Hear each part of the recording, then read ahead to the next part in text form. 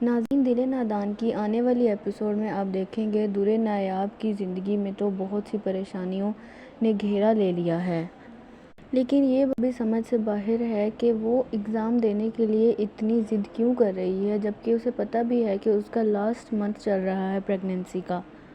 جب زاویار اس کی اتنی کیئر کر رہا ہے تو وہ کیوں ایگزام دینے کے لیے اتنی پاگل ہوئی جا رہی ہے، اور وہ کہتی ہے کہ میں اپنا 1 سال ضائع نہیں کروں گی اور میں ایگزام دے کر ہی رہوں گی۔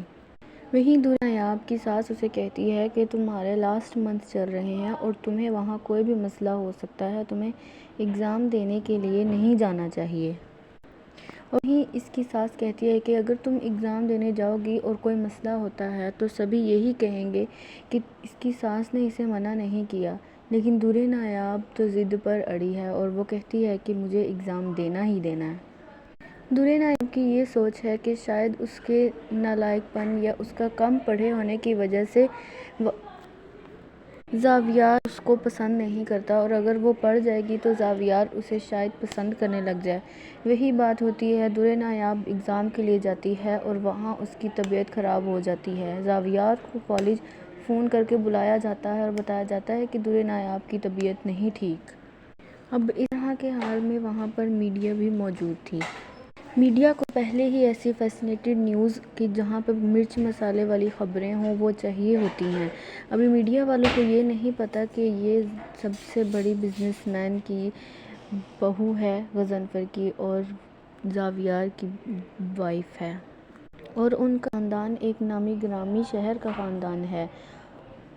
لیکن زاویار اس چیز سے بچتا ہے کہ میڈیا والوں کو کچھ بھی پتہ نہ چلے، اور وہ نظریں چرا کر میڈیا والوں سے نکلنے کی کوشش کرتا ہے، لیکن آپ کو پتہ ہے میڈیا والے تو تیز نظروں والے ہوتے ہیں، اور اگلے دن نہ چاہتے ہوئے یہ خبر آگ کی طرح سارے شہر میں پھیل جائے گی، اور نہ چاہتے ہوئے زاویار اور اس کی فیملی کی کافی بدنامی ہو جائے گی۔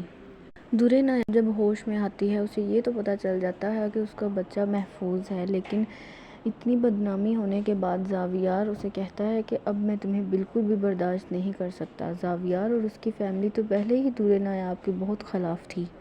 زاویار بہت غصے میں ہے اور وہ درِ نایاب سے کہتا ہے کہ اب میں تمہارے ساتھ بالکل بھی نہیں رہوں گا، میں اپنے ماں باپ سے بھی کہہ دیا ہے کہ ڈائیورس کے پیپرز تیار کروائیں، اور میں اب تمہارے ساتھ 1 منٹ بھی نہیں رکوں گا۔ وہیں دوسری طرف سب خاندان والوں کے فونز آتے ہیں ان کے گھر والوں کو، اور وہ ان سے پوچھتے ہیں کہ آپ نے اپنی بہو کو 7ویں مہینے میں ایگزام دینے کے لیے کیوں بھیجا، ایسی کیا مجبوری تھی آپ کو؟ جب سب گھر والوں نے ایک نے اسے منع کیا تھا کہ وہ یہ ایگزام دینے کے لیے نہیں جائے۔ زاویار تو اب درِ نایاب کے ساتھ رہنے کے لیے تیار نہیں ہے۔ وہ کہتا ہے کہ میں نے اتنی بدنامی برداشت کی ہے اس عورت کی وجہ سے، جبکہ اسے منع بھی کیا تھا کہ یہ ایگزام دینے کے لیے نہ جائے، لیکن اس نے ہماری ایک نہیں سنی۔ اب میں اس جاہل عورت کے ساتھ 1 منٹ کے لیے بھی نہیں رہوں گا، اور میں اسے ڈائیورس دے دوں گا۔ وہیں دانیہ اور سب گھر والوں کی تو یہ دلی خواہش ہوتی ہے کہ وہ زاویار درِ نایاب کو چھوڑ دے، اور ان کی یہ دلی خواہش پوری ہو جاتی ہے۔ ناظرین، اب آپ دیکھیں کہ زاویار اٹل فیصلہ کر چکا ہے درِ نایاب کو چھوڑنے کا۔